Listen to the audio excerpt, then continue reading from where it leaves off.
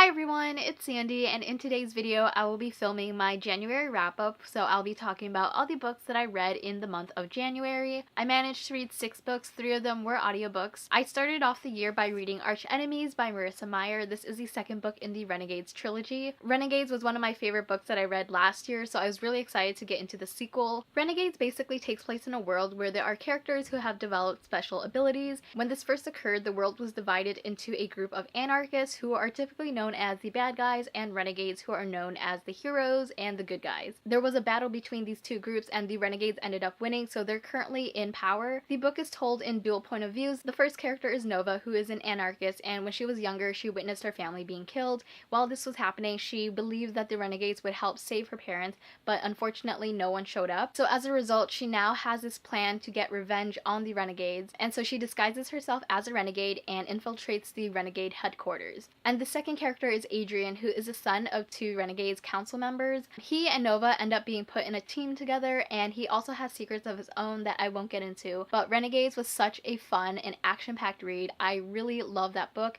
and Archenemies did not disappoint. So both Adrian and Nova has some sort of secret identity. Nova is posing as a renegade, so she has the secret identity of being an anarchist, and Adrian has his own secret identity as well. The tension in this book between these two characters potentially finding out each other's secret identities and other characters finding out these characters' secret identities was just so well done. I loved it so much. The story does such an amazing job exploring what it means to be a hero, what it means to be a villain, and all of the moral ambiguity that comes with it. Adrian and Nova have very different goals that go against one another, yet Marissa Meyer still makes you root for both of them individually, and it's such like a conflicting thing because you know Nova is doing something that's going to hurt Adrian, and you know that Adrian is trying to learn more about Nova's secret identity, and they're working against one another, but you're still rooting for them. And that's such a conflicting feeling, but I loved every second of it. I love the tension in this book. I love the slow burning romance between Nova and Adrian. I also really love their friend group. I do wish we got to see more of the side characters, especially the ones that are in Nova and Adrian's team, such as Ruby and Oscar and Dana as well. And the ending of this book, the last like 100 pages or so, had me screaming. I loved every second of that ending. It was just so intense, and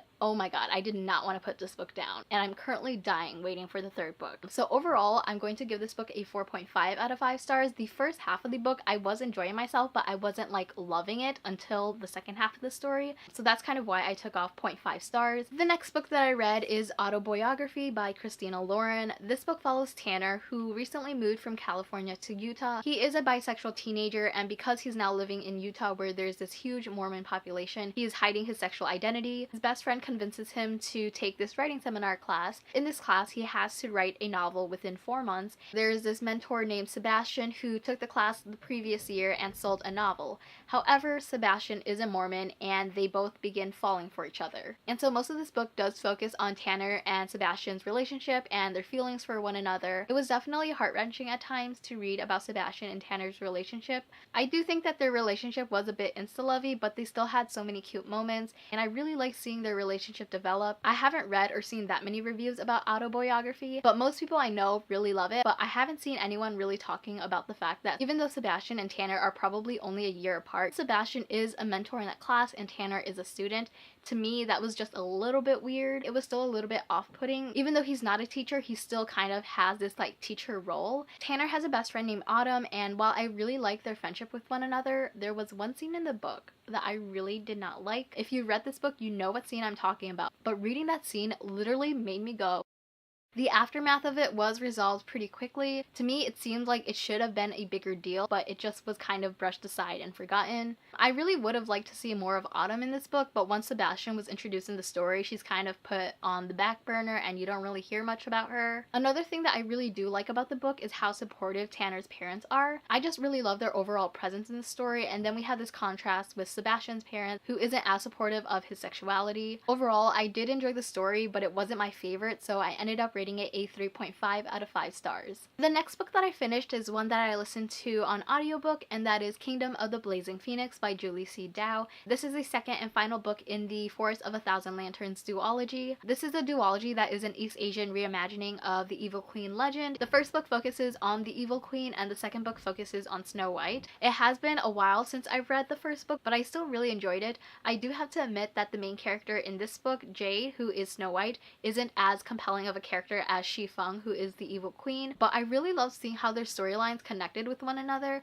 and seeing how bits and pieces of Shi Feng's past is coming into play into this book. I also was kind of surprised by the direction that the story went. There is a middle chunk of the story where Jade is traveling with two other people. I did really like the group dynamic in this book, but with that middle chunk of the story where they're just kind of traveling, when there wasn't much going on, it did feel dull at times, but I still really enjoyed the story, and I definitely think that this is a very underrated fairy tale retelling. So if you're interested in reading more Asian fantasy, then definitely check out this duology. I would rate this book a 4 out of 5 stars. The next book that I finished is another one that I listened to as an audiobook, and that is The Brightsiders by Jen Wilde. If the name Jen Wilde is familiar to you, that's because Jen Wilde is the author of Queens of Geek. That was one of my favorite books in 2017, so I was really excited to read another book written by this author. This book follows Emmy King, who is a teen drummer in a very famous band. She recently came out as bisexual, but the story does have a focus on family struggles, dealing with paparazzi and social media, along with toxic relationships. This story is so wonderfully diverse, and I loved it so much. Like I mentioned, Emmy is bisexual, but most of the side characters are in the LGBT plus community as well. The love interest Alfie is pansexual, he's genderqueer, he uses he, his, him pronouns, and he also has social anxiety, which he is on medication for. Her other bandmate is Ryan, and he's Korean American and bisexual, and her best friend Chloe is half black, bisexual, and non-binary, and they use they, them, their pronouns. We also get to see some characters from Queens of Geek appear, and that just made me so happy to see more of these characters. The story does focus on Emmy being in a band and how being famous has impacted her life. I really enjoyed seeing that aspect, but I also really enjoyed getting an insight to her personal life, simply just hanging out and being with friends. The book does tackle important issues such as gaslighting and toxic relationships, both romantically and domestically, and the story does touches on alcohol abuse, which I think is something that we don't see a lot in young adult books, especially when it comes to a teenager that has some struggles with alcohol. There are also discussions on biphobia and misgendering, and there's tons of positive messages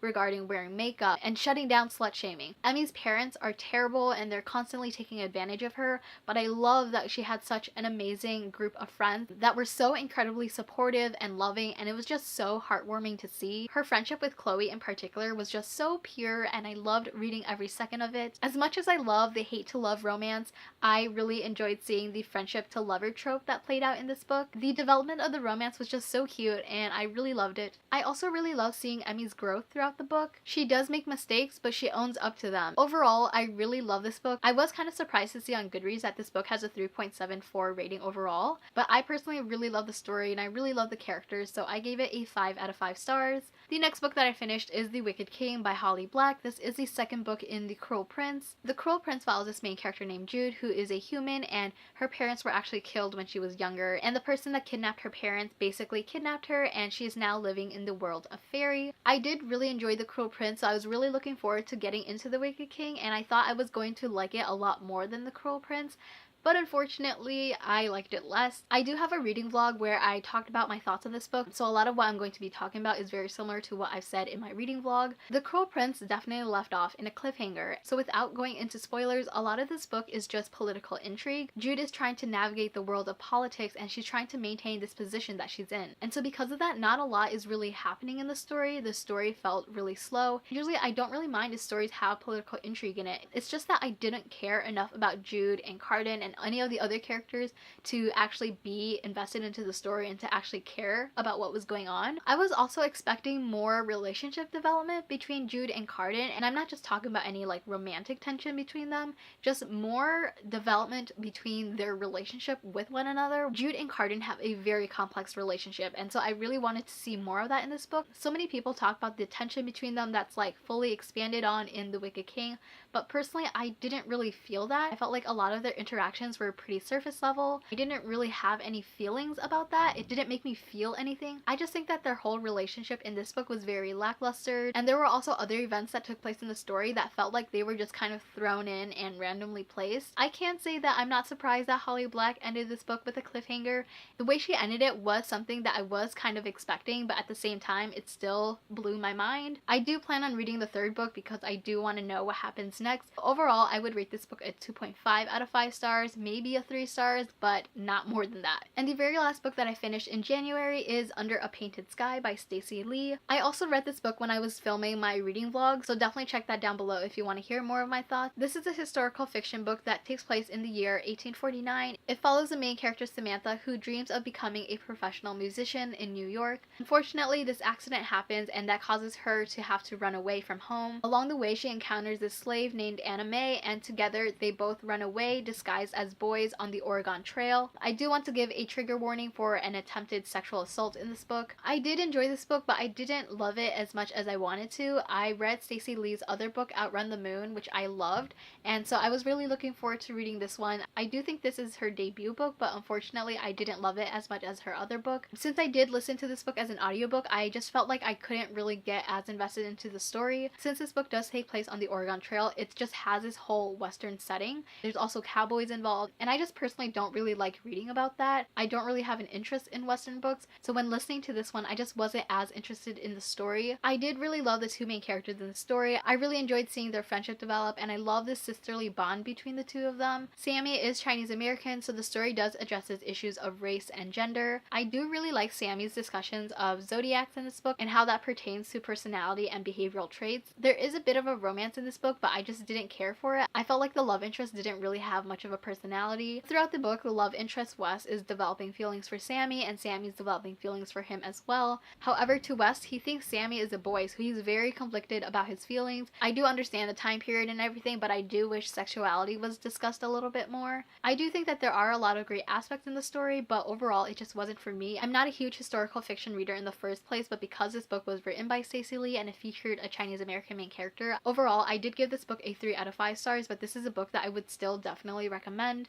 Before I end this video, I do want to mention that I did DNF a book in January, and that book is The Conspiracy of Us by Maggie Hall. This was a book that I had on my TBR for a really long time, and I felt like it was going to be a really quick read, which it was before I DNF'd it. I read up to page 189, but it basically follows this girl named Avery. She is 16 years old, and it has to do with a secret society in which she is like the key to this ancient prophecy. The story is definitely very fast-paced, but I just didn't really connect to the storyline or any of the characters, and once I was a bit halfway through the story, I just didn't feel like reading it anymore. I didn't really care how it ended or where the story went, so I DNF'd it, and that's that. So those are all the books that I read in January. If you read any of the books that I talked about, please let me know your thoughts in the comments below. Thank you so much for watching this video. I hope you enjoyed it, and I will see you next time. Bye!